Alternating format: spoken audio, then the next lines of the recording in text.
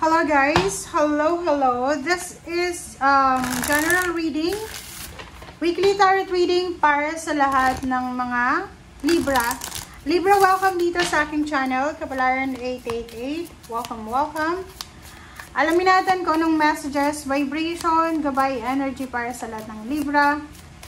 This is general reading guys, okay? Welcome sa Kapalaran 888.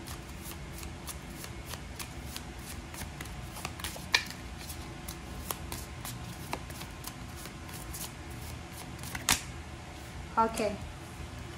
First two cards natin is number 42, 6, number 19, 10, Homeward and Lavender. Homeward and Lavender. Ano ba Libra ang message na gustong iparating sa'yo? Number 42, 6, number 10.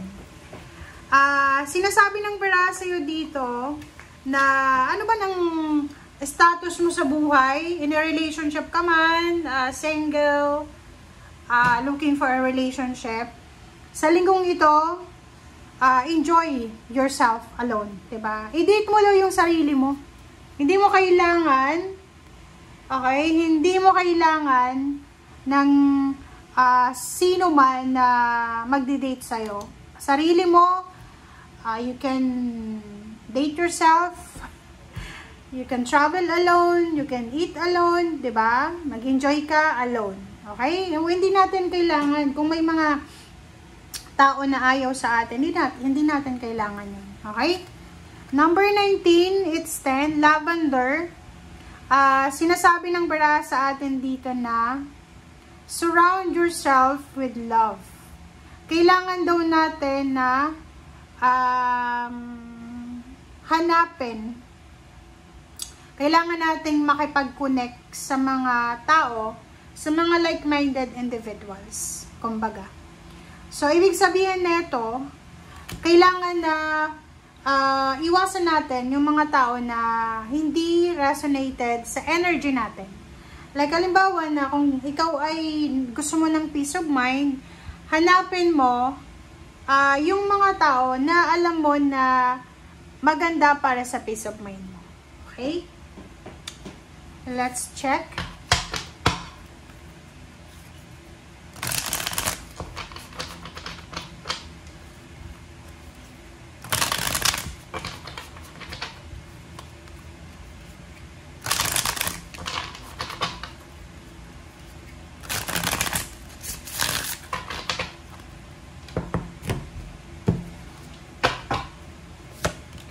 Okay, first card natin is Knight of Cups, Ace of Cups, Eight of Swords,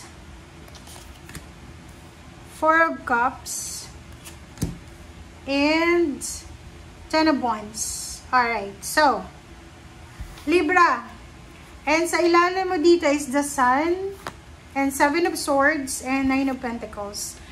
So, ibig sabihin niya, may hinihintay ka eh, diba? You're waiting for money. Sorry. You're waiting for a lump sum of...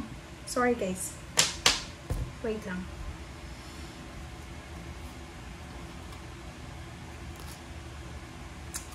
Okay, you're waiting for a lump sum of money or maybe incoming siya. There's a financial fulfillment na posibleng hinihintay mo na pwedeng magdala sa'yo ng happiness, ng contentment. Or parang, halimbawa, meron kang pera na hinihintay. There's a financial fulfillment ka na hinihintay. But the problem is, meron na sagabal. Halimbawa, gusto mong magtrabaho sa ibang bansa or gusto mong magnegosyo. May sagabal dito. May mga taong sagabal. Sagabal sila sa kaligayahan mo. Okay? Sagabal sila. Okay. Next card natin is Knight of Cups, Ace of Cups. Sinasabi ng pera sa atin na isang emotional offer, emotional support ang posibleng matatanggap natin na posibleng magiging rason para maging masaya tayo, para makalis tayo sa stagnation or restrictions or entrapment. So, may mga tao dito, is either water sign, Pisces, Scorpion, Cancer, Sila yung mga tao na possible na makatulong sa atin para mailigtas kayo sa kung ano man na entrapment or sa kung ano man na restriction na posibleng pinagdadaanan nyo. Okay? So, ibig sabihin yan, if you're in a relationship na medyo restricted, sinasabi ng bara sa atin dito na posible na may mga tao na pwedeng makatulong sa'yo para makaalis ka sa kung ano man na relationship na yan. Four of Cups and Ten of Wands. Ito naman, sinasabi ng bara sa atin na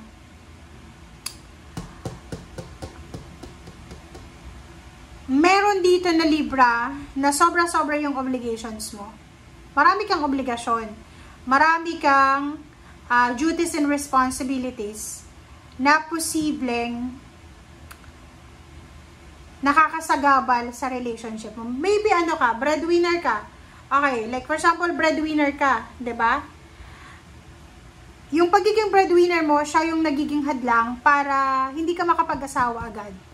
Yung pagiging breadwinner mo ay siya yung nagiging hadlang para hindi ka mabuntis agad.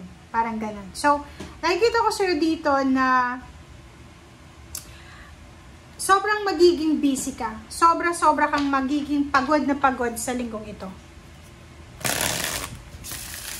Ay parang sinasabi ng bara sa'yo na marami kang obligations, marami kang duties and responsibilities na posibleng gagawin sa linggong ito na makakalimutan mo na mayroon kang mga kailangan ayusin sa sarili mo din.